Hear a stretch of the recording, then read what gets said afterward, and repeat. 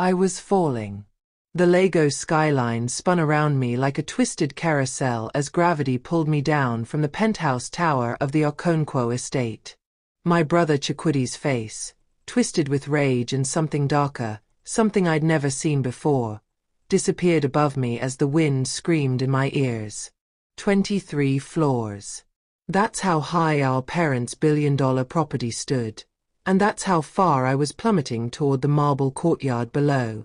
3 seconds. That's all the time I had left to live, and in those seconds, 1,000 memories flashed before my eyes.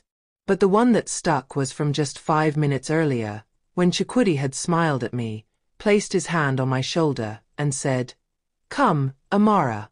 Let me show you the view from the top. Let's talk about our future together." Our future. What a cruel joke. My body hit something. Not the ground, but fabric. Heavy, industrial fabric that gave way under my weight but didn't tear. A construction top.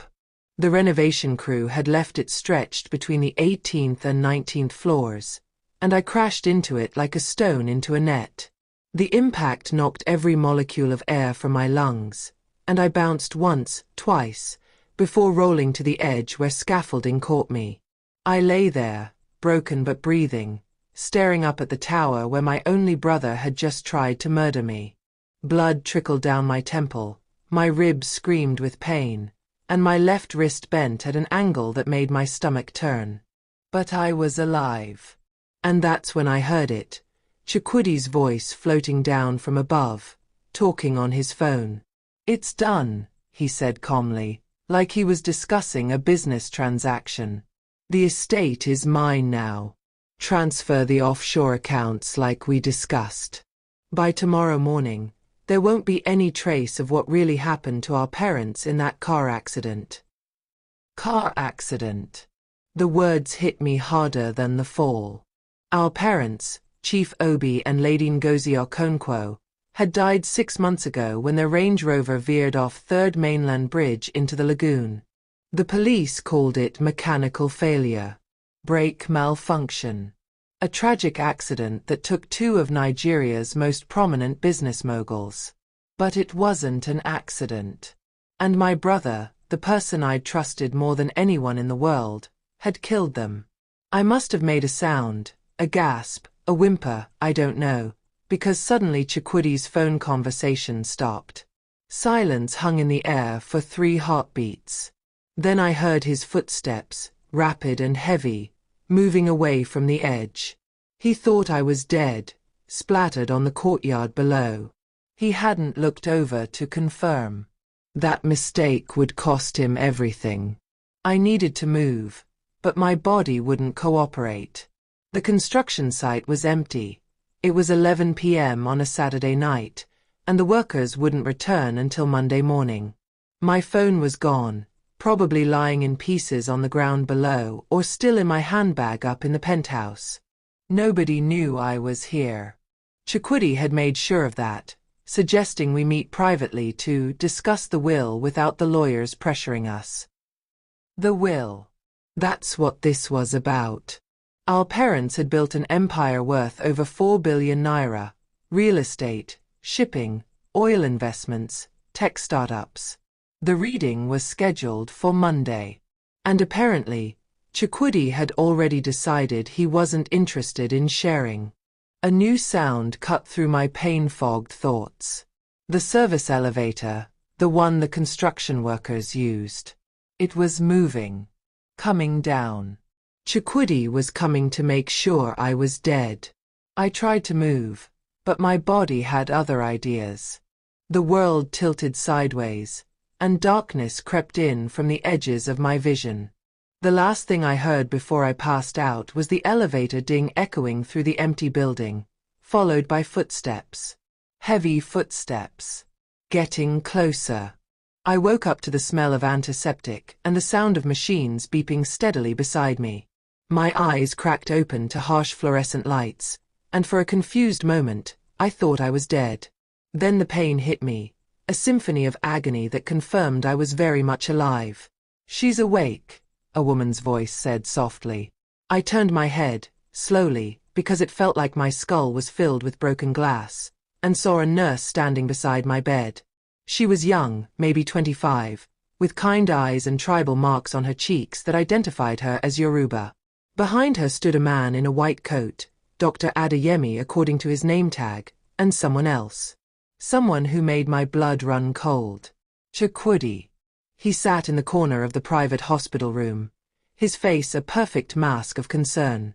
When our eyes met, he stood up quickly, rushing to my bedside with tears streaming down his face. Amara. Oh, thank God. Thank God you're alive. He grabbed my good hand, squeezing it. I thought I'd lost you too. First Mama and Papa, and then you.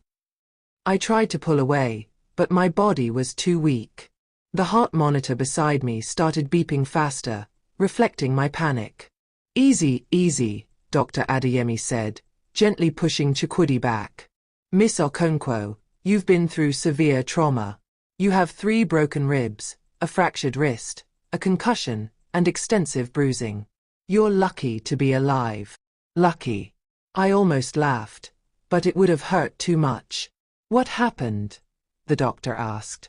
Your brother said he found you at the bottom of the construction scaffolding at your family estate. Did you fall? Were you pushed? I looked at Chukwudi. He stared back at me with those same eyes I'd known my whole life. My big brother who used to carry me on his shoulders at the beach, who taught me to ride a bicycle, who cried with me at our parents' funeral. But now I saw something else lurking behind that familiar face. A warning. A threat. I fell, I whispered, my voice rough and painful. I was walking around the tower, looking at the renovations, and I lost my balance. The lie tasted like poison, but I had no choice. Not yet. Chukwudi had killed our parents and tried to kill me. If I accused him now, who would believe me? He'd already established the narrative. Tragic accident, just like with Mama and Papa.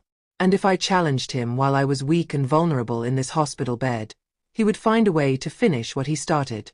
The doctor frowned, clearly skeptical, but nodded. I see. Well, you'll need to stay here for at least a week for observation. That was quite a fall. After the medical staff left, Chukwudi moved closer. He sat on the edge of my bed, and when he spoke, his voice was too low for anyone outside the room to hear. Smart girl, he said, still maintaining that concerned expression. I always knew you were the clever one. Yes, you understand the situation, don't you? Nobody would believe you anyway. Poor Amara, so traumatized by grief that she's having delusions about her loving brother. Why? I managed to ask, though each word hurt. Why did you kill them? His smile was the coldest thing I'd ever seen. Because Papa was going to change the will. He found out about my business arrangements. The money I borrowed from some very dangerous people. The deals I made using the company as collateral. He was going to cut me out, Amara. Leave everything to you, his precious, perfect daughter. So you murdered them. Our parents. I solved a problem. He stood up, straightening his expensive Armani suit. And I solved another problem last night, or so I thought. But here you are, like a cockroach that won't die. So let me make this very clear. You'll keep your mouth shut. You'll sign whatever papers I put in front of you after the will reading, and you'll take your small piece and disappear. Maybe London, maybe New York. Somewhere far away. And if I don't? Chukwudi leaned down, his lips close to my ear. Then I'll finish what I started. But next time, I'll make sure there's no construction top to save you. And maybe I'll visit that little orphanage Mama was so fond of, the one in Acadia where you volunteer every Saturday with all those children. It would be tragic if something happened there. A fire, perhaps. These old buildings, they go up so fast. My blood turned to ice. He was threatening the kids at Hope House Orphanage. Children who'd already lost everything. Before I could respond, the door opened again. A police officer walked in, young and serious-looking, with a notebook in his hand. Miss Okonkwo? I'm Officer Benson Okafor from the Lagos State Police. I need to ask you some questions about your fall. Chikwidi's expression never changed, but I felt his hand tighten almost imperceptibly on the bed rail. This was my moment. My chance to tell the truth, to expose him. But then I thought of those children at Hope House. Little Zainab, who was only 6. Tund, who was afraid of the dark. Chioma, who called me auntie and drew me pictures every week. It was an accident, I said, hating myself with every word. Just a stupid accident. Officer Okafor studied me for a long moment. Something in his eyes suggested he didn't quite believe me, but he nodded and made a note. If you remember anything else, here's my card. He placed it on the bedside table and left. Chikwidi smiled triumphantly. Good girl.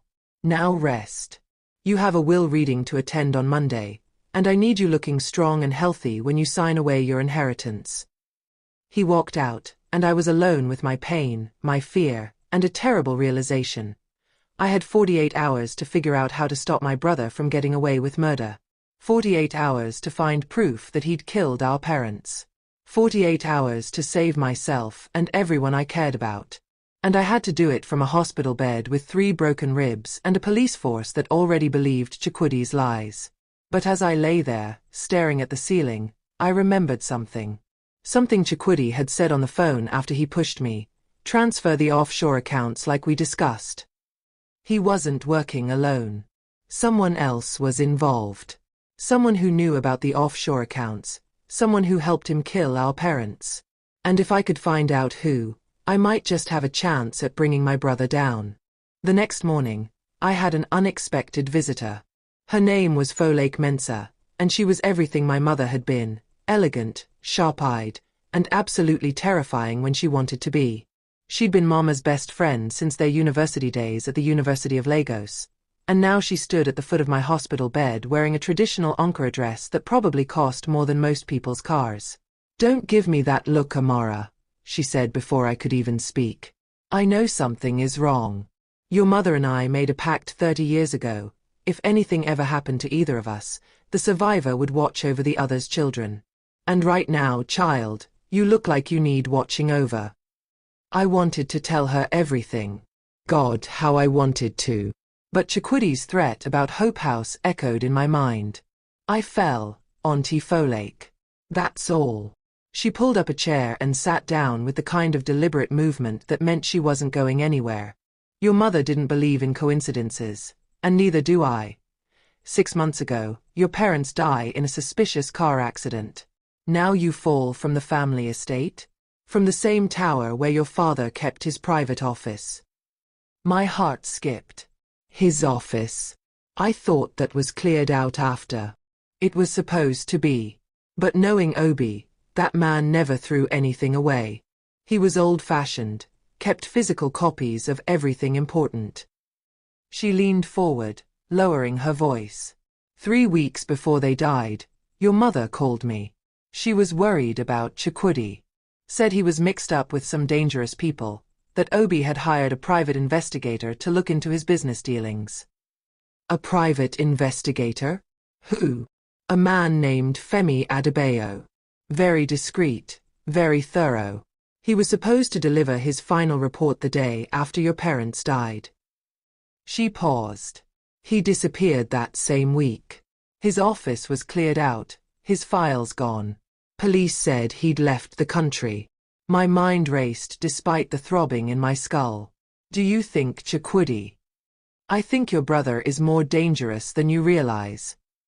Auntie Folake reached into her expensive Gucci handbag and pulled out a small envelope. Your mother gave me this 6 months ago. She said if anything happened to her, I should give it to you, but only when you were ready. I think you're ready now. My hands trembled as I took the envelope. Inside was a key, small, silver, with a number engraved on it, 347. It's a safety deposit box at First Bank of Nigeria, Victoria Island branch, Auntie Folake explained. I don't know what's inside, but your mother said it was insurance. Her words exactly. Insurance against the worst. Before I could respond, my hospital room door swung open. Chikwidi walked in, and his smile faltered for just a fraction of a second when he saw Auntie Folake. "Auntie, what a pleasant surprise," he said smoothly, recovering quickly. "How kind of you to visit our Amara." Chukwudi. Her voice was cold enough to freeze the Lagos heat outside. "I was just leaving. Amara, dear, remember what I said. Your mother was always prepared for everything." She squeezed my hand meaningfully and walked past Chukwudi without another word. After she left, Chukwidi's mask slipped. What did that old woman want? To check on me. She was Mama's friend. She's a nosy busybody who should mind her own business. He moved closer, and I instinctively pressed the call button for the nurse hidden in my palm. "What did she tell you?" "Nothing. Just that she's sorry about the accident." He studied me for a long moment, then seemed to accept it. "Good. Because tomorrow is the will reading, and I've arranged for you to be discharged this afternoon. The lawyers want both of us present, and you certainly don't want to miss it." "I'm not well enough to leave." "You're well enough." It wasn't a suggestion. "I've already spoken to Dr. Adeyemi. He agrees you can recuperate at home just as easily. I'll have Patience come stay with you. You remember our old housekeeper? She'll take good care of you." Patience. I did remember her. She'd worked for our family for 15 years, had practically raised us after our mother got busy with the business. She was loyal, trustworthy, and most importantly, she'd never believed Chukwudi could do wrong. Perfect for keeping an eye on me. "Fine," I said because I had no choice. That afternoon, true to his word, Chukwudi had me discharged. The ride back to the Okonkwo estate was torture. Every bump in the road sent lightning bolts of pain through my ribs. We drove past the gleaming towers of Victoria Island, through the chaotic traffic of Lagos, until we reached the gated community in Ikoyi where our family mansion stood. The estate was enormous. 10 acres of manicured gardens, a swimming pool, tennis courts, and the main house that looked like it belonged in a luxury magazine. But all I could see was the tower. The place where Chukwudi had pushed me. The place where I'd almost died. Patience met us at the door, her warm face creased with worry. "Ah, my poor Amara. Come, come, let me help you." She supported my good side, practically carrying me up the grand staircase to my old bedroom. As she fussed over me, getting me settled into bed, I realized something important. Patience had been here the night of my fall. She lived in the servants' quarters behind the main house. "Patience," I said carefully, "last Saturday night, did you see or hear anything unusual?" Her hands stilled on the blanket she was tucking around me. "Unusual how?" "I don't know. Anything strange." She was quiet for a moment, then spoke in a whisper. "I heard voices. From the tower. You and Master Chukwudi. I thought you were just talking, but then—" She trailed off, her eyes filling with tears. "Then I heard a scream. Your scream. And when I ran outside, Master Chukwudi was already in the car, driving away so fast. He didn't even stop when I called to him." My heart pounded. "Did you tell anyone? The police?" "No." She looked ashamed. "Master Chukwudi came back an hour later. He said you'd fallen, that he'd panicked and gone to find help. He said not to mention hearing anything because it would look bad, like he'd left you there to die. He gave me money, said it was for my discretion." Fresh tears rolled down her cheeks. "I'm sorry, Amara. I should have spoken up, but I was afraid." I grabbed her hand with my good one. "Patience, I need you to trust me. Can you do that?" She nodded. "I need you to help me get to Victoria Island tomorrow morning, before the will reading. There's something I need to do at the bank." "But Master Chukwudi said you're to rest. Please. My life depends on it." Something in my voice must have convinced her because she nodded slowly. "The will reading is at 2 p.m. Master Chukwudi will leave at 1 p.m. to meet with the lawyers first. I'll get you there and back before he knows you're gone." That night, I barely slept.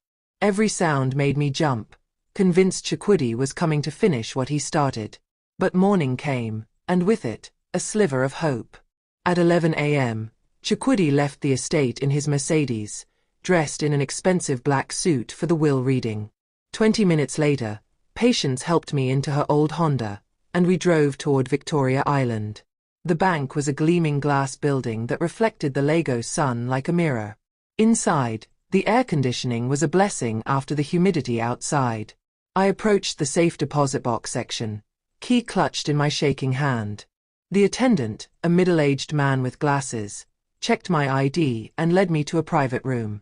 He inserted his key and mine into box 347, and it clicked open.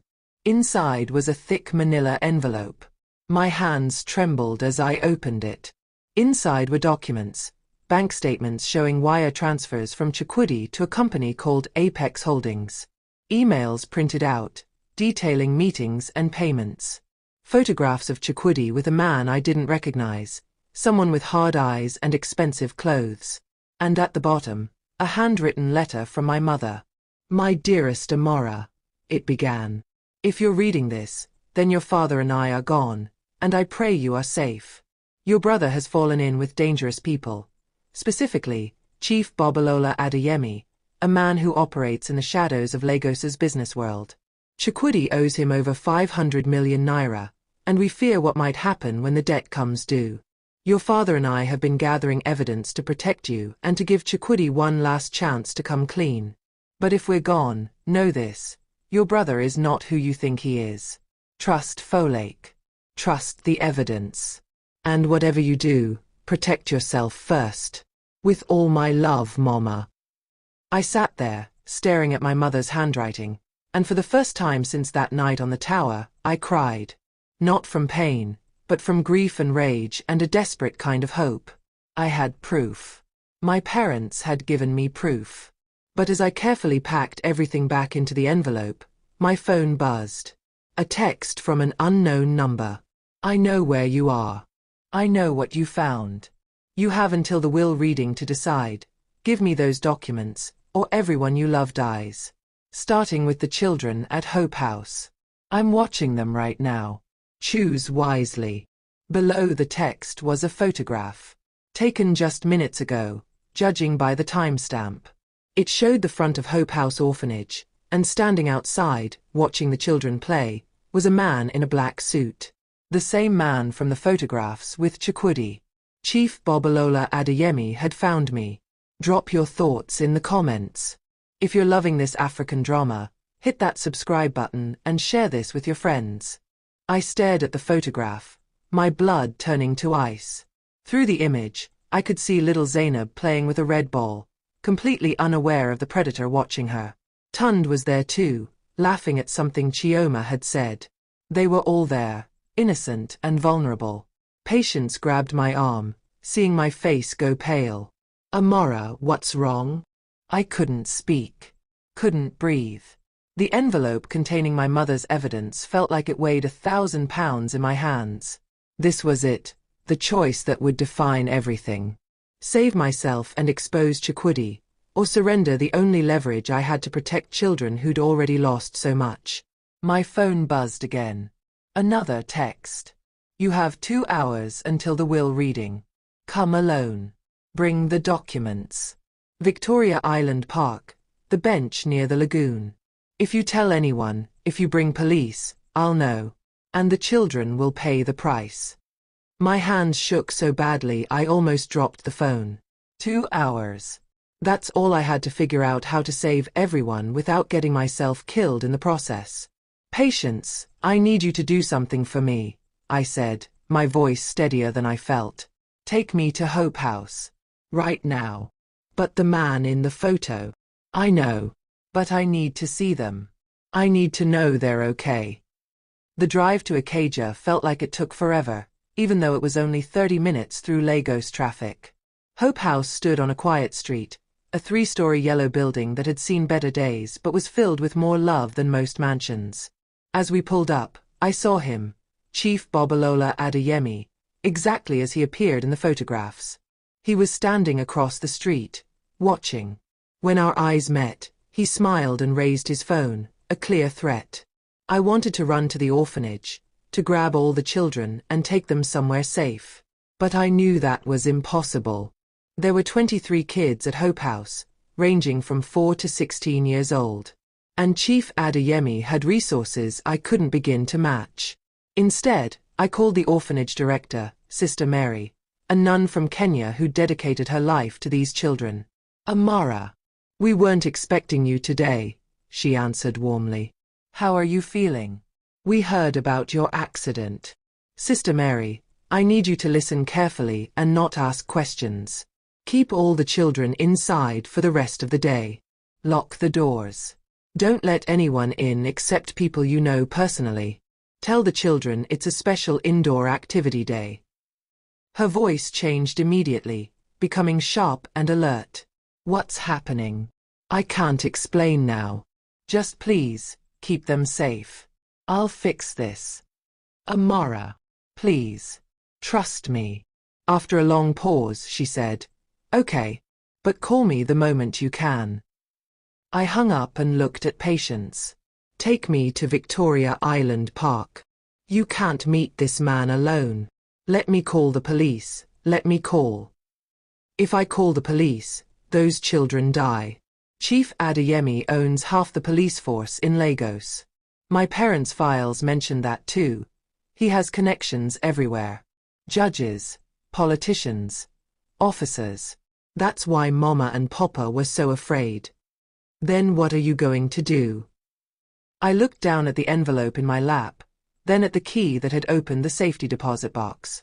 An idea was forming in my mind. Desperate, dangerous, but possible. I'm going to make a copy, I said. And I'm going to gamble everything on one play. We found a print shop in Victoria Island, one of those small places that does copies and passport photos. The young man behind the counter looked bored until I handed him 5,000 naira and told him I needed everything copied in 15 minutes. Suddenly, he became very motivated. While he worked, I called Auntie Folake. Amara, is everything all right? No. But I need you to do something. And I need you to not ask why until later. Can you do that? Your mother asked me the same thing once. The answer is yes. In exactly 90 minutes, I need you to go to the will reading. No matter what happens, no matter what anyone says, I need you to be there. And I need you to bring Officer Okafor, the policeman who questioned me at the hospital. The one who didn't believe your fall was an accident. Yes.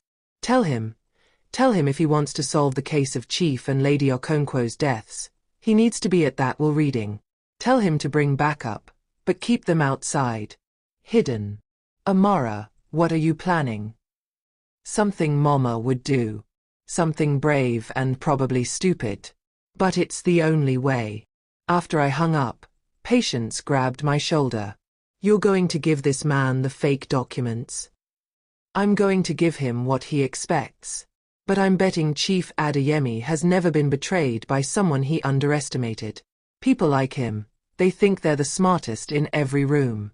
They think someone like me, young, injured, scared, will just fold. The copies finished. I put the originals in a new envelope and the copies in the old one. Then I had the shop attendant mail the originals to Auntie Folake's office with express delivery. Insurance, just in case my plan went completely wrong. At 12:47 p.m., Patience dropped me off at Victoria Island Park. The bench near the lagoon was exactly where Chief Adeyemi said it would be, isolated, away from the main paths, where screams wouldn't carry far. He was already there, sitting calmly like he was enjoying the view of the water. Up close, Chief Adeyemi was smaller than I expected, maybe 50 years old, with grey in his hair and the kind of face that could look grandfatherly one moment and absolutely ruthless the next. Miss Okonkwo, he said pleasantly. Please, sit. You look like you're in pain. I sat, keeping the envelope close. Where's your man? The one watching the orphanage. Still there. He'll remain there until I tell him otherwise. Insurance, you understand. He gestured to the envelope. Is that what I think it is? My mother's evidence. Everything she and my father collected about you and Chukwudi. Smart woman, your mother. Shame she was too smart for her own good. He said it casually, like he was commenting on the weather, and my blood boiled. You killed them. You and Chukwudi. I provided resources. Your brother provided motivation. It was business, nothing personal. Your father should have accepted my offer to buy into Okonkwo Enterprises. Instead, he threatened to expose my operations. Can't have that. He held out his hand. The envelope, please. I hesitated, and his smile disappeared. Don't make me call my associate at Hope House. He has a particular skill set that I'd prefer not to employ on children, but I will if necessary. I handed over the envelope with the copies inside. He opened it, scanning the documents quickly. His expression shifted from confident to confused to angry in the span of seconds. These are copies. Yes. Where are the originals? Safe. And on their way to someone who'll know what to do with them if anything happens to me or those children. I stood up, my ribs screaming in protest. Here's what's going to happen. You're going to call off your man at Hope House. You're going to leave those kids alone. And you're going to come with me to the will reading. He laughed, a cold sound that held no humor. And why would I do any of that? Because in 45 minutes, Officer Benson Okafor will receive a call telling him about your involvement in my parents' murder. He'll have enough evidence to start asking questions, not enough to convict you, but enough to make your business partners very nervous. And men like you, Chief Adeyemi, you can't afford that kind of attention. Your whole empire depends on staying in the shadows. His eyes narrowed. You're bluffing. Am I? My mother taught me to play chess when I was 7. She always said the best move is the one your opponent doesn't see coming. You didn't see me coming, did you? You thought I was just a scared girl who'd hand over everything to save some orphans. I leaned closer, ignoring the pain. But those orphans, they're my family. And I learned from the best that family is worth fighting for, even dying for. For a long moment, we stared at each other. Then his phone rang. He answered it, listened, and his face went even harder. I see, he said quietly. Understood. He hung up and looked at me with something that might have been respect. Your friend Folake is at the lawyer's office. She brought the police. And she's been making calls to my business associates, my political connections, telling them all about mysterious documents that might come to light. You've made a lot of noise in a very short time, Miss Okonkwo. My mother's final lesson: if you can't fight quietly, fight loud. Make sure everyone is watching so your enemy can't make you disappear. He stood up slowly. You realize this doesn't end here. Even if I back off, your brother won't. He's in too deep, owes too much. He'll keep coming for you. I know. That's why I need you at the will reading. I need you to testify about your arrangement with Chukwudi. In exchange, I'll give you 12 hours to leave the country before the police get everything. And if I refuse? Then we both lose. You go to prison, and I probably die. But at least I'll take you down with me. Chief Adeyemi studied me for a long moment, then smiled, a real smile this time, tinged with something like admiration. Your mother would be proud. You have her spine. He pulled out his phone and made a call. Stand down. Leave the location. Yes, now. My knees nearly buckled with relief. But understand this, he continued. I'm only doing this because you've made it too costly not to. Your brother, however, he's desperate and stupid, a dangerous combination. Watch yourself.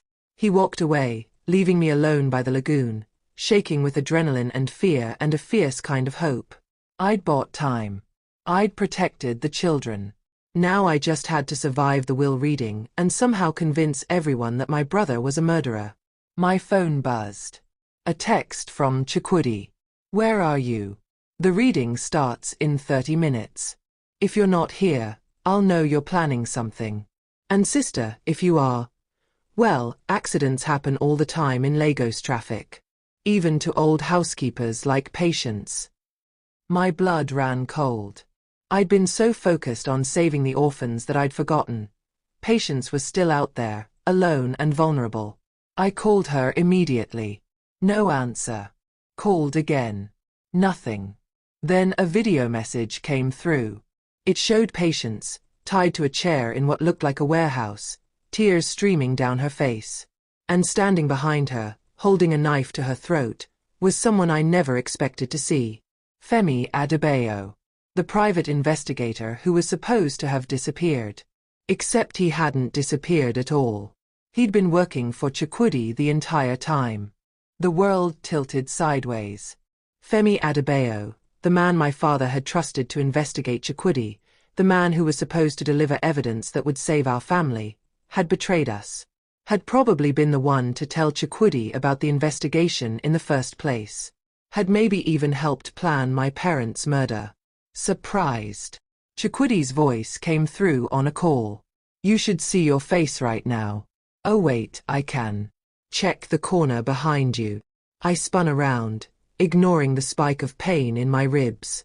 There, parked across the street, was Chukwudi's Mercedes.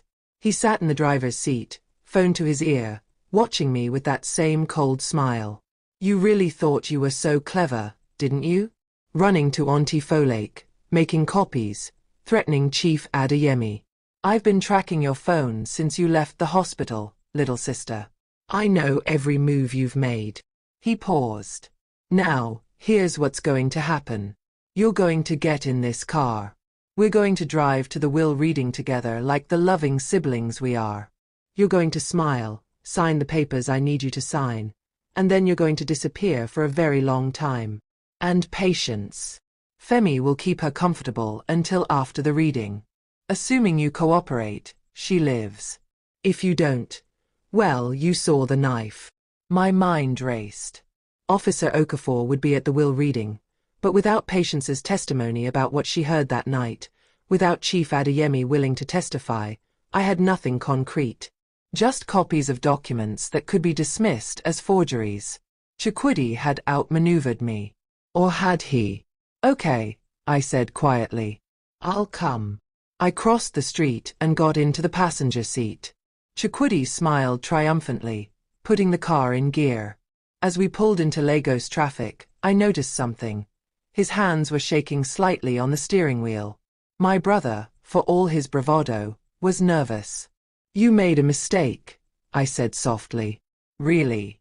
Because from where I'm sitting, I'm about to inherit a 4 billion naira empire while you become a distant memory. You involved too many people. Chief Adeyemi, Femi, whoever else helped you kill Mama and Papa. Every person you brought in is another liability. Another person who can betray you. They're loyal. They're criminals. Loyal only to money and self-preservation. I turned to look at him. Chief Adeyemi is already planning his exit. I gave him an out, and he took it. What makes you think Femi won't do the same the moment the police close in? Shut up. But his hands shook harder. And you know what else? You talk too much. That phone call I heard after you pushed me. Transfer the offshore accounts. I recorded it. His head snapped toward me. What? I was lying, but he didn't know that. My phone was in my pocket when I fell. Voice-activated recording. It survived the fall. Everything you said is on there, about the offshore accounts, about the accident that killed our parents. The police have it now. The car swerved slightly as his composure cracked. You're lying. Am I? Why else would Officer Okafor be waiting at the will reading? Why else would Auntie Folake bring police backup? I leaned closer. It's over, Chukwudi. The only question is whether you want to make it worse by hurting Patience. For a long moment, the only sound was Lagos traffic, the horns, the shouting, the eternal chaos of the city. Then Chukwudi pulled over abruptly, parked on the side of the road, and laughed. It was the sound of someone who'd lost their mind. You always were good at chess, he said finally. But you're forgetting something. I have nothing to lose now. If I'm going down, I'm taking everyone with me. Patience, those orphan brats you love so much, Auntie Folake, even you. He pulled out a phone, not his regular one, a burner. One call and Femi executes Patience. One more call and my associate goes into Hope House with a gun. How many children can he shoot before Sister Mary locks the doors? 5. 10. My blood turned to ice. He was right. I'd pushed him into a corner, and cornered animals were the most dangerous. So here's the new plan, he continued. We go to the will reading. You tell everyone you were mistaken, that your fall really was an accident, that you've been confused from the head injury. You sign the papers. Then you come with me to the warehouse where Patience is being held. Once I'm safely out of the country with the money transferred, I'll let you both go. You'll kill us. Maybe. Maybe not. That's the gamble you'll have to take. He started the car again. Because if you don't play along, people start dying right now. Your choice. We drove in silence through Victoria Island, past gleaming office buildings and luxury hotels, until we reached the law firm of Adebayo and Associates. The building was modest compared to its surroundings, only 6 stories, but prestigious. My parents had used this firm for 30 years. As we pulled into the parking garage, I saw them, police vehicles, trying to be inconspicuous but failing. Officer Okafor was here, just as Auntie Folake had promised. But could I reach him before Chukwudi made good on his threats? Remember, Chukwudi said as we exited the car, everyone you love is one phone call away from dying. Smile. I smiled. We took the elevator to the 5th floor, where the senior partner's conference room waited. The doors opened to reveal a scene I hadn't expected. The room was packed. Auntie Folake stood near the window, her face tight with worry. Officer Okafor was there with 2 other officers, all looking official and alert. And seated at the head of the long mahogany table was Mr. Adebayo himself, a distinguished man in his 70s who'd known my parents since they were young. But the person who caught my attention was the woman standing in the corner. She was young, maybe 30, with sharp eyes and a recording device in her hand. A journalist, I realized. Auntie Folake had brought a journalist. Chukwidi's grip on my arm tightened painfully. What is this? The reading of Chief and Lady Okonkwo's will, Mr. Adebayo said formally. Please, both of you, take your seats. As we sat, I caught Auntie Folake's eye. She gave me the slightest nod, and I understood. This was protection. With a journalist present, with police present, Chukwudi couldn't make anyone disappear without witnesses. It was brilliant. But it also meant Patience was still in danger. And the children at Hope House. Mr. Adebayo opened a thick folder and began reading the formal legal language. The will was straightforward. The estate was to be divided equally between Chukwudi and myself, with one crucial stipulation. Both children had to be alive and present at the reading for it to be valid. If either of us died or disappeared before this moment, everything went to charity. That's why Chukwudi hadn't killed me yet. He needed me alive for the will to be read, needed me to sign the documents transferring my share to him. However, Mr. Adebayo continued, there is an addendum to the will, sealed and dated 3 weeks before Chief and Lady Okonkwo's death. It states that in the event of their untimely demise under suspicious circumstances, this reading should be delayed until certain conditions are met. He looked directly at Officer Okafor. Specifically, until a full police investigation is completed. Chukwudi shot to his feet. This is ridiculous. Our parents died in an accident. This is just delaying tactics. Sit down, Mr. Okonkwo, Officer Okafor said quietly. We have questions for you. I don't have to answer anything without my lawyer. Then call your lawyer. But you're not leaving this building. Officer Okafor pulled out a folder of his own. We've received some very interesting information today.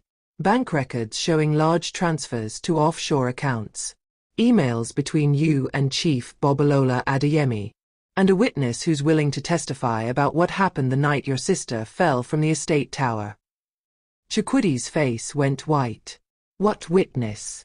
The conference room door opened, and Patience walked in. She was shaking, her clothes rumpled, but she was alive and unharmed. Behind her walked another man in handcuffs, Femi Adebayo, looking resigned and defeated. Femi decided to cooperate, Officer Okafor explained. In exchange for a reduced sentence, he's willing to testify about everything, including how he helped you plan your parents' accident, how he tampered with their car's brakes, how he was paid 5 million naira for his services. I stared at Patience, not understanding how she'd gotten free. She caught my eye and mouthed one word. Sister Mary. Of course. I told Sister Mary to keep the children safe, to not let anyone in. She must have called the police the moment she saw the threat. And the police, already alerted by Auntie Folake, had connected the dots and raided the warehouse where Patience was held. Chukwudi looked around the room wildly, like a trapped animal. His hand moved toward his phone, the burner phone. Don't, I said quietly. Your associate at Hope House? He was arrested 20 minutes ago. Sister Mary called the police. The children are safe. For a long moment, my brother just stared at me. Then something broke in his expression, the mask finally cracking completely. They were going to give you everything. Papa found out about my debts and decided you deserved it all. Perfect, Amara. Smart, Amara. His precious daughter. Tears streamed down his face, but they were tears of rage, not remorse. I built half that empire. I worked alongside him for years. But one mistake, one bad investment, and suddenly I was nothing. So you killed them, I said. Your own parents. I did what I had to do to survive. Chief Adeyemi would have killed me if I didn't pay him back. This was the only way. Mr. Chukwudi Okonkwo, Officer Okafor interrupted, standing up. You're under arrest for the murder of Chief Obi Okonkwo and Lady Ngozi Okonkwo, and for the attempted murder of Amara Okonkwo. You have the right to remain silent. As they read him his rights and handcuffed him, Chukwudi looked at me one last time. I'm your brother. How can you do this to me?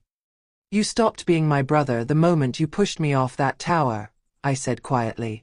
You stopped being my brother the moment you killed our parents. They led him away, and suddenly the room was too quiet. The journalist was furiously taking notes. Mr. Adebayo looked shaken. Auntie Folake rushed over and pulled me into a careful hug, mindful of my injuries. Your mother would be so proud, she whispered. So very proud. But I didn't feel proud. I felt empty, exhausted, and heartbroken. My brother, the person who'd taught me to ride a bike, who'd protected me from bullies in primary school, who'd once been my hero, was a murderer. And I'd been the one to bring him down. Officer Okafor approached me gently. Miss Okonkwo, we'll need your full statement. Everything that happened, from the beginning. I know. But first, can someone take me to Hope House? I need to see the children. I need to make sure they're really okay. He nodded. Of course. I'll drive you myself. As I left the conference room, leaning on Patience for support, I caught sight of my reflection in the window. I looked different than I had a week ago. Older. Harder. The girl who'd trusted her brother blindly was gone, replaced by someone who'd learned the hardest lesson, that sometimes the people who are supposed to love you most are the ones who hurt you worst. But I'd survived. Against all odds, I'd survived. And now I had to figure out how to live with what that survival had cost. Drop your thoughts in the comments. If you're loving this African drama, hit that subscribe button and share this with your friends. The drive to Hope House felt longer than it should have. Officer Okafor drove carefully through Lagos traffic, occasionally glancing at me in the rearview mirror with concern. Patience sat beside me in the back seat, holding my good hand, neither of us speaking. What was there to say? We'd survived, but survival came with scars that went deeper than my broken ribs. When we pulled up to the yellow building, I saw Sister Mary standing on the steps, surrounded by children.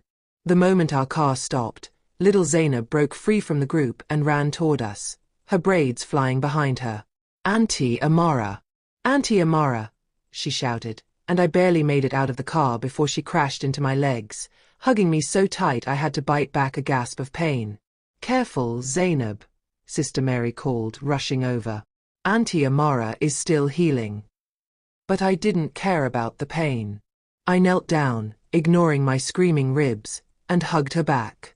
Then Tund was there and Chioma, and suddenly I was surrounded by children, all of them talking at once, asking questions, telling me about the bad man who'd been taken away by police. "We were so scared," Chioma said, her voice small. "Sister Mary made us stay inside and pray. She said you were keeping us safe." "I tried," I said, my voice thick. "I tried my best." Sister Mary pulled me aside once the children had calmed down enough to go back inside for their evening meal. We stood in the small garden behind the building, where Mama used to come on Saturdays to read stories to the kids. "They told me everything," Sister Mary said quietly. "The police. What your brother did. What he tried to do." She crossed herself. "God have mercy on his soul. He doesn't deserve mercy." "Perhaps not. But I'll pray for him anyway. And for you, Amara. You carry a heavy burden now." She was right. The weight of it, knowing my brother was a murderer, knowing I'd been the one to turn him in, felt like it would crush me. How do I move forward from this? How do I live knowing what he did? What he made me do? The same way we all move forward from tragedy. One day at a time. One choice at a time. Choosing to do the right thing, even when it's hard. She gestured toward the building, where I could hear the children laughing. "You saved 23 lives today. 23 children who would have been traumatized or worse if that man had gotten inside. That matters, Amara. It matters more than you know." Officer Okafor approached us, looking apologetic. "Miss Okonkwo, I hate to interrupt, but we need to go to the station. There's paperwork, statements to be taken, and—" He hesitated. "Your brother is asking to see you." My stomach twisted. "I don't want to see him. I understand. But he claims he has information about Chief Adeyemi's operation. Names, locations, evidence. He'll only share it if he can speak with you first." I looked at Sister Mary, who squeezed my shoulder. "Only you can decide if you're strong enough for that." Was I strong enough to face the brother who'd tried to kill me? Who'd murdered our parents? Part of me wanted to refuse, to never see his face again. But another part, the part that sounded like Mama, knew that getting information about Chief Adeyemi's network could save other families from going through what we had. "Okay," I said finally. "I'll see him. But only for 5 minutes." The Lagos State Police Headquarters was an imposing concrete building in Ikeja, always buzzing with activity. Officer Okafor led me through security, past holding cells where I tried not to look at the faces pressed against bars, until we reached an interrogation room. Chikwudi sat at a metal table, handcuffed, looking nothing like the confident businessman who'd picked me up from the hospital just days ago. His expensive suit was rumpled, his eyes red-rimmed. When I walked in, he looked up with something that might have been hope. "Amara, thank you for coming." I sat down across from him, Officer Okafor standing by the door. "You have 5 minutes. Talk." "I'm sorry." The words came out broken. "I know it doesn't mean anything now, but I need you to know, I'm sorry. For everything. For Mama and Papa, for pushing you, for threatening the children. I was drowning, and I dragged everyone down with me." "You murdered our parents," I said flatly. "Sorry doesn't fix that." I know it doesn't." He looked down at his cuffed hands. "But Chief Adeyemi, he has files. Evidence of bribes paid to judges, politicians, police officers. Names of people he's had killed. It's all in a safe in his house in Banana Island. The code is 4-7-2-9-6-1. Mama's birthday." I felt sick. He used Mama's birthday? He thought it was funny. A joke, using the date of birth of the woman whose murder he orchestrated. Chikwidi's voice cracked. If you can get that evidence, you can bring down his entire network. Save other families from what happened to us. Why are you telling me this? Why not the police? He finally looked up, meeting my eyes. Because I need you to understand something. What I did, it wasn't just about the money or the debts. Part of me was jealous of how much Mama and Papa loved you, how proud they were of you. And that jealousy turned into something poisonous. Something that made me capable of terrible things. So this is supposed to make it better? You explaining why you became a monster? No. Nothing makes it better. I just need you to know that the brother you grew up with, he was real. Those memories of us playing on the beach, me teaching you chess, protecting you at school, those were real. I loved you, Amara. I still do, even though I know I don't deserve to. Tears burned my eyes, but I refused to let them fall. The brother I loved would never have done what you did. You're right. He died the day I made that deal with Chief Adeyemi. The day I chose money over family. He leaned forward as much as the handcuffs would allow. I'm going to prison for the rest of my life. I deserve that. But please, use that information to stop him. Don't let Mama and Papa's deaths be for nothing. I stood up. Officer Okafor will get the information from you. I'm done here. Amara, wait. Goodbye, Chikwidi. I walked out of that interrogation room and didn't look back. In the hallway, I finally let the tears come, silent and hot, running down my cheeks. Patience appeared from somewhere, she'd been waiting, and simply held me while I cried. It's okay to grieve, she said softly. Even for someone who hurt you. You're grieving the brother you thought you had. She was right. I was mourning two deaths. The physical death of my parents and the death of the brother I'd loved. Both were gone, and I had to accept that neither was coming back. Over the next few days, everything moved quickly. Officer Okafor and his team raided Chief Adeyemi's Banana Island mansion and found exactly what Chikwidi had described. Files containing years of corruption, bribery, and murder. The evidence implicated 3 judges, 12 police officers, 2 state senators, and countless others. Chief Adeyemi, who'd been preparing to flee the country, was arrested at the airport. The media went crazy. Headlines screamed about the billion-dollar estate murder plot, and the sister who brought down a criminal empire. The journalist who'd been at the will reading wrote a comprehensive piece for The Guardian Nigeria that went viral. Suddenly, everyone knew my story. I hated it. I just wanted to grieve in peace, to process what had happened without cameras in my face.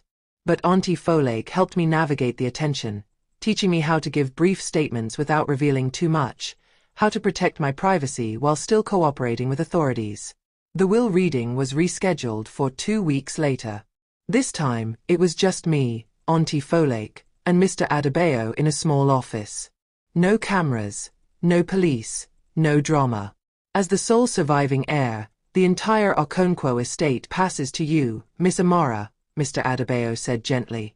4 billion naira, plus properties, investments, and business holdings. You're one of the wealthiest young women in Nigeria. I stared at the papers in front of me, feeling nothing. The money couldn't bring back my parents. Couldn't give me back my brother. Couldn't undo any of the pain. What happens to Chikwidi's legal fees? I asked. His defense. Mr. Adebayo looked surprised. Technically, as his next of kin, you could choose to fund his defense. But given what he did, I want him to have a fair trial. A good lawyer. Not because I forgive him, but because that's what Mama would have wanted. She believed in justice, real justice, not revenge. Auntie Folake smiled sadly. Your mother raised you well. After signing countless documents, I left the law office and stood on the busy Victoria Island street, watching Lagos move around me. The city that had witnessed my family's destruction was the same city that would witness my rebuilding. My phone buzzed. A text from Sister Mary. The children want to know when you're visiting next. Zainab drew you another picture. It's quite dramatic. You're a superhero fighting a monster.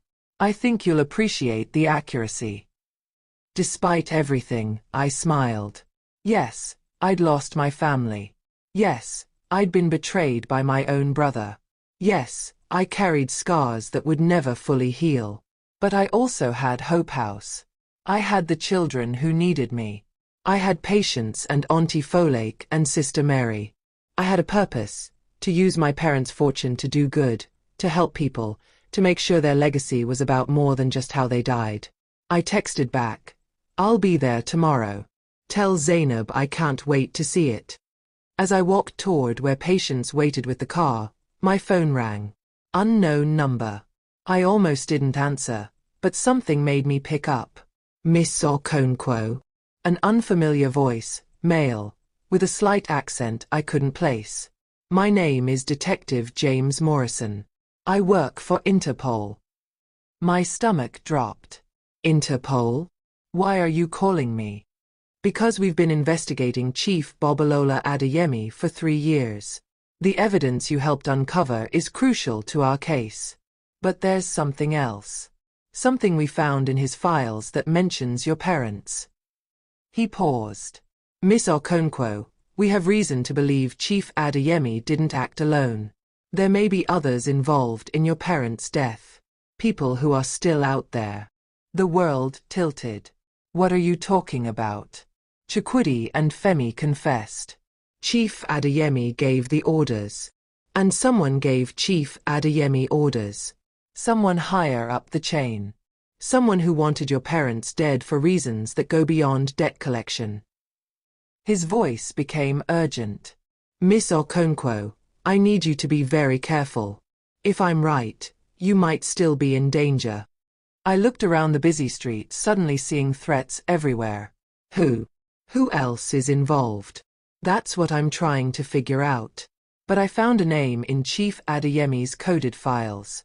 A name that keeps appearing in connection with your parents. Does the name Cobra mean anything to you? Cobra. My blood ran cold. I knew that name. My father had mentioned it once years ago, when I'd accidentally overheard him talking to Mama. If Cobra comes after us, he'd said, there's nowhere we can hide. At the time, I'd thought he was being dramatic. Now I realized it had been a warning. Miss Okonkwo? Are you still there? Yes, I said quietly. I know who Cobra is. Or at least, I know someone who might. But if I'm right. I trailed off, the implications crashing over me like a wave. If I was right, then everything I thought I knew about my parents' murder was wrong. Chukwudi had been a pawn. Chief Adeyemi had been a pawn. And the real puppet master was someone I'd trusted. Someone who was still very close to me. Someone who'd been playing a much longer game than anyone realized. Drop your thoughts in the comments. If you're loving this African drama, hit that subscribe button and share this with your friends. The revelation hit me like a physical blow. I stood frozen on that Victoria Island sidewalk, phone pressed to my ear, as Lagos moved around me in its usual chaos, but I barely heard any of it. My mind was racing backward through memories, searching for the truth I'd somehow missed. Miss Okonkwo, I need you to tell me what you know about Cobra, Detective Morrison pressed. Every second we waste could put you at greater risk. Not over the phone, I said, my voice barely steady. Meet me at the Eco Hotel in 1 hour. Bring whatever files you have on Cobra. I hung up before he could argue and immediately called Auntie Folake. When she answered, I chose my words carefully. Auntie, I need to ask you something. When you and Mama were in university, she mentioned someone once. Someone she called Cobra. Who was that? The silence on the other end stretched too long. When Auntie Folake finally spoke, her voice was tight. Where did you hear that name? Please.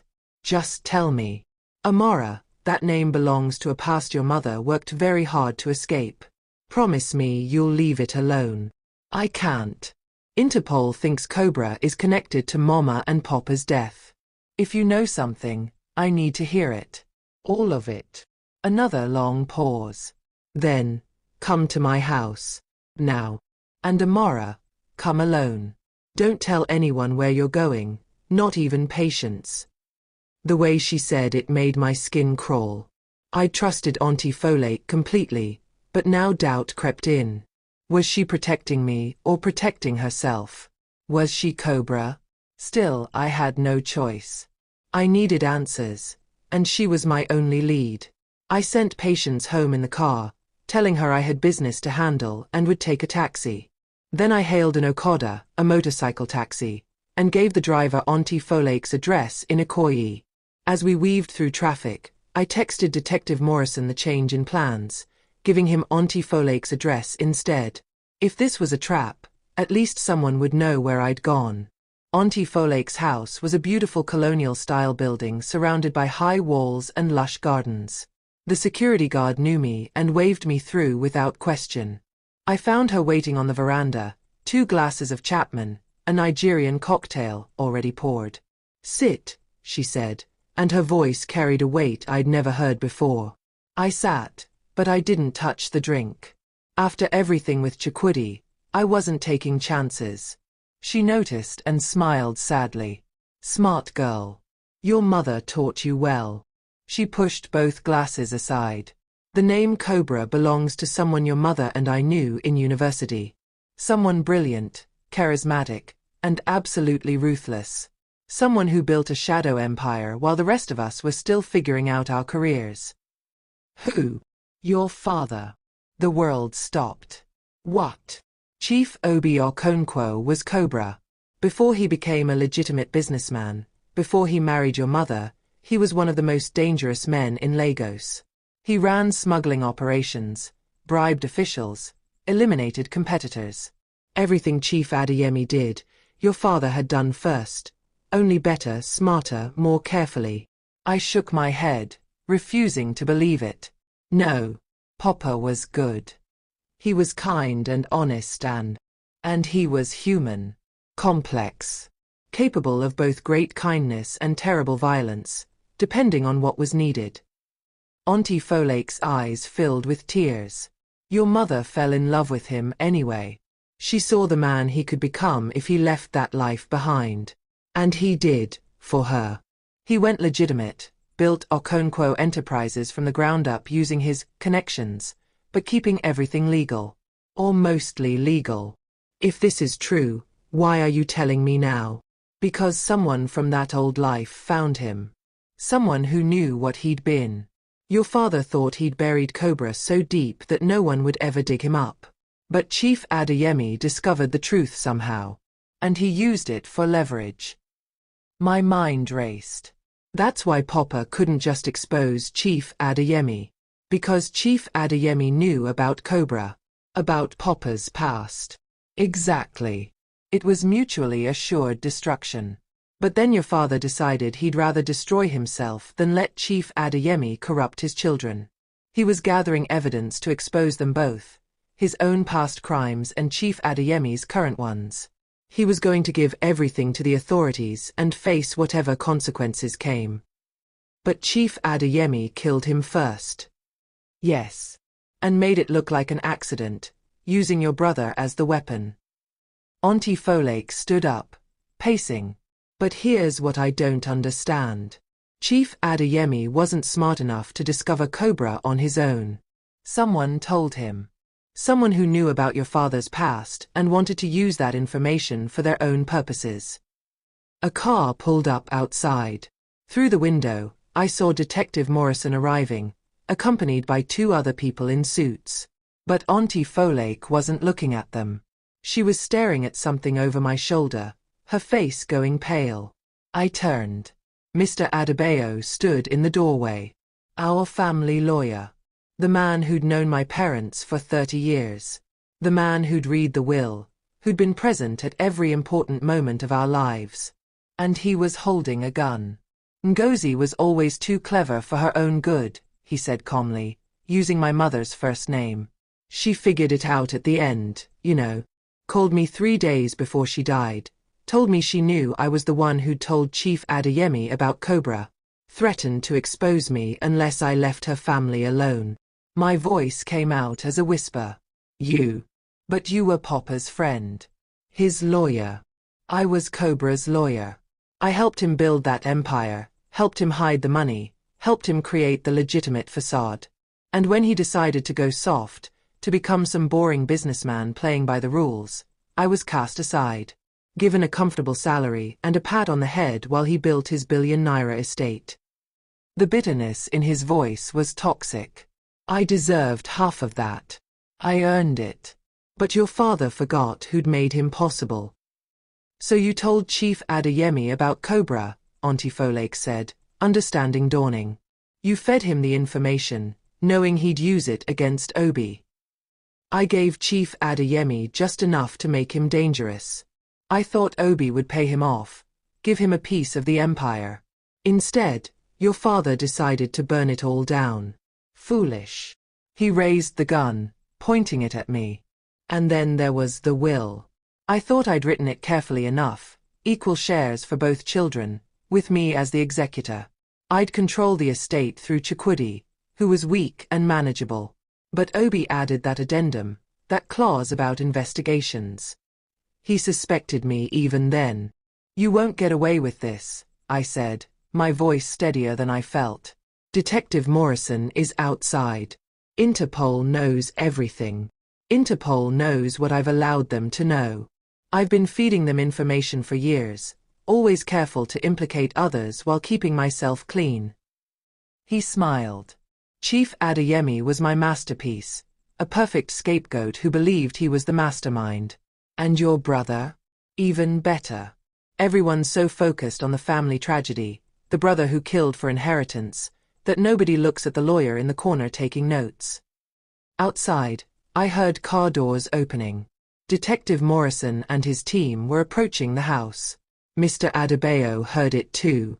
His eyes flickered toward the door, then back to us. It doesn't matter. By the time they figure out what happened here, I'll be gone. Another tragic accident, the lawyer trying to protect young Amara, killed by an intruder along with poor Folake. Such a shame.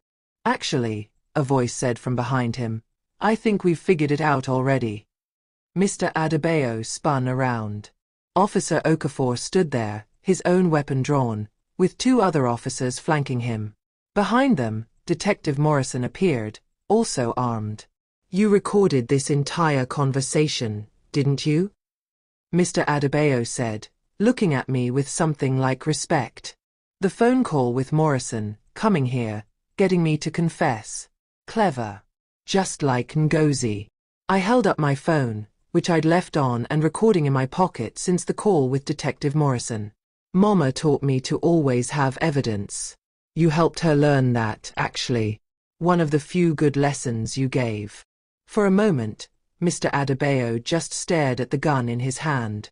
Then he laughed, a hollow, broken sound. I suppose it's fitting. Brought down by the daughter of the man I helped create. He lowered the weapon slowly. You know, Amara, you're more like Cobra than Obi ever wanted you to be. Ruthless when necessary. Willing to do whatever it takes to win. The difference is, I'm nothing like my father's past, I said quietly. I don't want power or revenge. I just want justice. For my parents. For everyone you hurt. As the officers moved in to arrest him, Mr. Adebayo looked at me one last time. Your father tried to escape his past too. But it always catches up eventually. Remember that, when you're running Okonkwo Enterprises. The empire was built on blood and secrets. That foundation never truly goes away. They led him out in handcuffs, and suddenly the room was full of people. Police, Interpol agents, forensic teams. Detective Morrison approached me, professional concern on his face. Are you all right, Miss Okonkwo? No, I said honestly. But I will be. Auntie Folake pulled me into a tight embrace. Your mother would be so proud. And so angry that I told you about Cobra. She wanted to protect you from that truth. I know. But I needed to know who my father really was. All of him, the good and the bad. How else can I figure out who I want to be? The next few hours were a blur of statements and paperwork. Detective Morrison explained that they'd been watching Mr. Adebayo for months, suspecting his involvement but unable to prove it. My recording, combined with forensic evidence they'd gathered from Chief Adeyemi's files, would be enough to convict him of conspiracy to murder, along with dozens of other charges. By the time I left Auntie Folake's house, it was nearly midnight. Patience was waiting outside in the car, looking worried and relieved in equal measure. "Are you ready to go home?" she asked gently. Home. The Okonkwo estate, with its tower where Chukwudi had pushed me, its empty rooms that still echoed with my parents' voices. Did I want to go back there? "Actually," I said, "take me to Hope House first." Sister Mary answered the door in her nightgown, surprised but welcoming. "Amara, is everything all right? Can I stay here tonight? In the volunteer room?" She understood immediately. "Of course. You're always welcome here." I spent that night in a small, simple room at Hope House, listening to the sounds of children sleeping down the hall. It was peaceful in a way the mansion never could be. These walls held no secrets, no ghosts of betrayal. The next morning, I woke to Zainab peeking through my doorway. "Auntie Amara, you're here. Did you come for breakfast?" She bounded into the room, all energy and innocence. "I did. What are we having?" "Akara and pap. And Sister Mary said if we're all good, maybe we can go to the park later." She paused, studying my face with the intensity only children possess. "You look sad. Did the bad people hurt you again?" "The bad people can't hurt me anymore," I told her, pulling her into a gentle hug. "They're all gone now." "Good. Because you're our superhero. Superheroes don't get hurt by bad people." If only that were true. But I smiled and let her believe it. Over breakfast with the children, I made a decision. The Okonkwo estate would be sold. The money would go into a foundation, the Chief Obi and Lady Ngozi Okonkwo Foundation for Orphans and Vulnerable Children. Hope House would be its first beneficiary, but there would be others. Schools, medical clinics, scholarship programs. My parents' fortune would do good, real good, for children across Nigeria. As for me, I'd keep a modest apartment in Victoria Island and focus on running the foundation. I didn't need a billion-dollar tower to prove I'd survived. I just needed purpose, and these children gave me that. 3 months later, I stood in a new office, smaller than my father's had been, but bright and filled with plants. The foundation's first annual report sat on my desk, showing all the lives we'd already touched.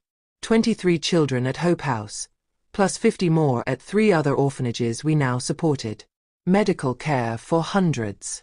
School fees for thousands. My phone buzzed. A message from Officer Okafor. "Thought you'd want to know. Chukwidi's trial starts next week. He's pleading guilty. Asked if you'd consider visiting before sentencing." I stared at the message for a long time. Part of me wanted to refuse, to never see my brother again. But another part, the part that sounded like Mama, knew that healing required facing pain, not running from it. I texted back, "I'll be there." Before I could second-guess myself, another message came through. This one from a number I didn't recognize. "Miss Okonkwo, this is Femi Adebayo. I know I have no right to contact you, but I wanted you to know something. Your parents saved my life once, when I was younger. That's why I became an investigator, to help people like them. When your brother approached me, offered me money to betray them, I should have refused. I should have warned them. My cowardice helped kill 2 good people. I'll carry that guilt until I die. But I want you to know, they were good people. Even with your father's past, he became someone worth respecting. Don't let Mr. Adebayo's poison make you think otherwise." I read the message 3 times, then deleted it. Forgiveness wasn't something I could offer yet.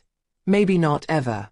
But acknowledgement, understanding that people were complex and capable of both good and evil, that I could manage. A knock on my office door interrupted my thoughts. Auntie Folake stood there with a smile and a large envelope. "What's this?" I asked. Letters. Your mother wrote them before she died, one for each year until you turned 30. She left them with me for safekeeping. I think it's time you had the first one. My hands shook as I took the envelope. Inside was a letter in Mama's elegant handwriting. My dearest Amara, if you're reading this, then I'm gone and you've discovered truths about your father and me that we hoped you'd never need to know. I'm sorry for that. Sorry for the secrets. Sorry for the burden we've left you. But I want you to understand something important. Your father was not a perfect man. He made terrible mistakes, hurt people, built an empire on questionable foundations. But he spent the second half of his life trying to be better, to build something good from those dark beginnings.